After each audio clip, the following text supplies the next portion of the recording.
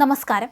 വാടാനപ്പള്ളി സ്വദേശി സുനിതയെ അതിക്രൂരമായി മർദ്ദിച്ച് കൊലപ്പെടുത്തിയ കേസിൽ പോലീസ് തിരഞ്ഞുകൊണ്ടിരുന്ന പ്രതി ദീപക് കൃഷ്ണൻ കന്യാകുമാരിയിൽ നിന്ന് പിടിയിലായി.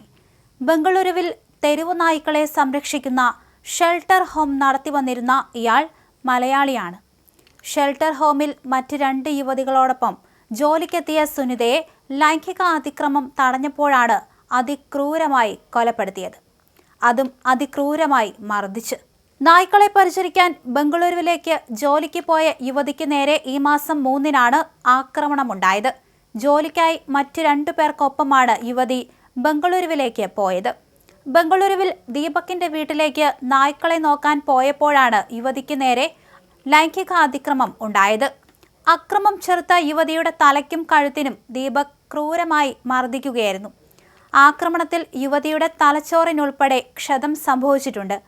യുവതിക്കൊപ്പമുണ്ടായിരുന്ന 2 പേർ വിവരം പോലീസിൽ അറിയിച്ചതോടെ വാടാനപ്പള്ളി പോലീസ് ഇടപെട്ടാണ് യുവതിയെ ബംഗളൂരുവിൽ നിന്ന് തൃശൂരിലേക്ക് കൊണ്ടുവന്നത്. കഴിഞ്ഞ ദിവസം യുവതിയുടെ നില അതീവ ഗുരുതരാവസ്ഥയിൽ ആയതിനെ തുടർന്ന് വെന്റിലേറ്ററിലേക്ക് മാറ്റിയിരുന്നു. ചൊവ്വാഴ്ച രാത്രിയോടെയാണ് മരണം സംഭവിച്ചത്. വാടാനപ്പള്ളി സ്വദേശിയായ സുനിത വധശ്രമ കേസിൽ ശിക്ഷിക്കപ്പെട്ടതാണ്. ഇവിടെ ഷെറിനൊപ്പമായിരുന്നു സുനിതയും ഉണ്ടായിരുന്നത്.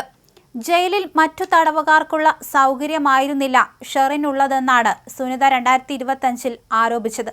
ഉന്നത ബന്ധങ്ങൾ മൂലം അധിക പരോളുകൾ നേടി. മന്ത്രി ഗണേഷ് കുമാറുമായി ബന്ധം. മേക്കപ്പ് സാധനങ്ങളും ഫോണും ഷെറിന് ജയിലിൽ കിട്ടി. 2015-ൽ ഷെറിന്റെ സുഖവാസത്തിനെതിരെ നൽകിയ പരാതി പോലീസുകാർ ഗൗരവത്തോടെ എടുത്തില്ല. ജയിൽ മുൻ DIG പ്രദീപനുമായും ഷെറിന് ബന്ധം എന്നിങ്ങനെയായിരുന്നു സുനിത ഉന്നയിച്ച ആരോപണങ്ങളും വെളിപ്പെടുത്തലുകളും. ഷെറിൻ ശിക്ഷാ ഇളവ് നേടി പുറത്തിറങ്ങുന്ന ഘട്ടത്തിലായിരുന്നു വെളിപ്പെടുത്തലുമായി സുനിത രംഗത്ത് വന്നത്.